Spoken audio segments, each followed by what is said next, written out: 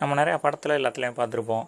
இந்த கொள்ளையடிக்கிறவங்க அதிகமாக பணம் வச்சுருக்கவங்க எல்லாருமே வந்து ஸ்விஸ் பேங்க்கில் அக்கௌண்ட் ஓப்பன் பண்ணி அதில் பதுக்கி வச்சுடுறாங்க எல்லா பணத்தையும் அப்படிங்கிற மாதிரி சொல்லுவாங்க. அதையும் ஸ்விஸ் பேங்க்கில் மட்டும்தான் வைக்கணுமா? ஏன் மற்ற பேங்க்லாம் அந்த பணத்தை போட்டு வச்சுருந்தா ஏன் என்ன பிரச்சனை அப்படின்னு சொல்லி யோசிச்சோம் அப்படின்னா, ஸ்விஸ் பேங்க்கில் நீங்கள் எவ்வளோ அமௌண்ட்டு கொண்டு போய் கொடுத்தாலும் சரி, அது வந்து எங்கேருந்து வந்துச்சு, அந்த பணத்தை நீங்கள் எப்படி சம்பாரிச்சிங்க அப்படின்னு எந்த கேள்வியுமே கேட்காம உங்களுக்காக அந்த பணத்தை அவங்க வாங்கி வச்சுக்குவாங்க உங்கள் அக்கௌண்ட்டில்.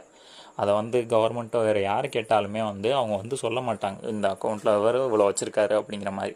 ஸோ அதனால தான் இந்த மாதிரி இல்லீகலாக பிஸ்னஸ் பண்ணி அது மூலமாக ஏர்ன் பண்ணுறவங்க அவங்களோட அமௌண்ட்டை சுவிட்சர்லாந்தில் இருக்க பேங்க்கில் வந்து இந்த மாதிரி யூஸ் பண்ணிக்கிட்டு இருந்தாங்க. ஆனால் அது எல்லாமே 2010 வரைக்கும் தான்.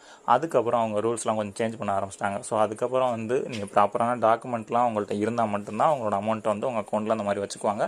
அதே மாதிரி கவர்மெண்ட்டோ அந்த மாதிரி ஏதாவது ஒரு அஃபிஷியல்ஸ்லேருந்து கேட்டாங்க அப்படின்னா இவங்க அந்த மாதிரி இவங்க அக்கௌண்ட்டில் இவ்வளோ பணம் இருக்குது அந்த மாதிரி வந்து சொல்லவும் ஆரம்பிச்சிருவாங்க. ஆனால் இப்போவுமே நிறையா அந்த மாதிரி இல்லீகலாக பிஸ்னஸ் பண்ணுறவங்க வந்து ஏதாவது ட்ரஸ்ட்டு அந்த மாதிரி ஏதாவது ஒரு பேரில் ஜஸ்ட் ஒரு பேப்பர் ஒர்க் மட்டும் பண்ணிவிட்டு அந்த மாதிரி அமௌண்ட்டை இன்னுமே அந்த ஸ்விஸ் பேங்க்கில் இந்த மாதிரி டெபாசிட் பண்ணிவிட்டு வச்சுக்கிட்டு தான் இருக்காங்க. ஸோ இந்த ரீசன்னால தான் ஸ்விஸ் பேங்க்கில் வந்து இதோட கருப்பு பணமும் அங்கே தான் கொட்டி கிடக்கு அப்படிங்கிற மாதிரி டேர்ம்ஸ் எல்லாம் நம்ம வந்து மூவிஸில் எல்லாத்துலேயுமே வந்து வைக்க ஆரம்பிச்சது.